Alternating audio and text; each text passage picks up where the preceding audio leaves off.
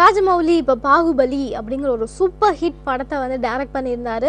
அது மட்டும் இல்லாமல் அந்த படம் வந்து ஒரு சரித்திர படம் அப்படிங்கிற ஒரு ரேஞ்சுக்கு போயிட்டு ஒரு சூப்பரான இடத்த பிடிச்சிருக்கு அப்படின்னு தான் சொல்லணும். அந்த வகையில் நம்ம ராஜமௌலி அடுத்ததாக வந்து பாகுபலி 2ஓட வேலைகளில் ரொம்பவே மும்பரமாக இருக்காரு.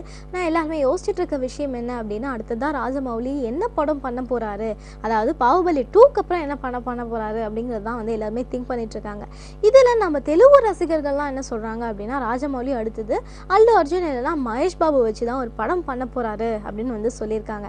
ஆனால் இதையும் தாண்டி நம்ம ராஜமௌலி அடுத்ததாக வந்து ஒரு பெரிய பட்ஜெட் படம் பண்ண போகிறாராம். படத்தோட பட்ஜெட் பெரிய பட்ஜெட் அப்படின்னா வந்து பாகுபலி படம் மாதிரி வருமா அப்படின்னு சொல்லிட்டு ஒரு சில ரசிகர்கள் கேட்டாலும் அவங்களுக்கு இன்னுமே வந்து ஆச்சரியப்படுற மாதிரியான ஒரு பட்ஜெட் தான். எவ்வளோ பட்ஜெட் அப்படின்னு கேட்டிங்கன்னா 1000 கோடி பட்ஜெட்டில் வந்து ஒரு படம் வந்து டைரக்ட் பண்ண போகிறாங்களாம். அண்ட் அது மட்டும் இல்லாமல் இந்த படத்தில் வந்து யார் முன்னணியில் நடிக்க போகிறாங்க அப்படின்னு பார்த்தீங்கன்னா, நம்ம மோகன்லால் தான் வந்து நடிக்க போகிறாராம். ஆல்ரெடி நிறைய மேடைகளில் நம்ம ராஜமௌலி சொன்ன விஷயம் என்ன அப்படின்னு பார்த்தீங்கன்னா, எனக்கு வந்து மோகன்லாலை ரொம்ப பிடிக்கும் அப்படின்னு வந்து சொல்லியிருக்காரு.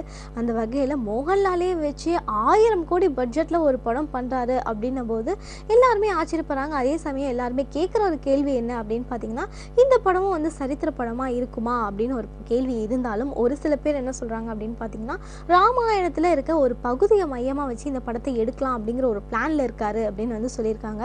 அது என்ன ஏது அப்படிங்கிற விஷயம் அஃபிஷியலாக கன்ஃபார்ம் ஆகலைனாலும் இப்போதைக்கு நம்ம ராஜமௌலி பாகுபலி 2 எல்லா ஒர்க்கும் முடிச்சதுக்கப்புறம் தான் அடுத்த படத்தோட வேலைகளையும் வந்து ஸ்டார்ட் பண்ண போகிறேன் அப்படிங்கிற உறுதியில் இருக்காராம் நம்ம ராஜமௌலி.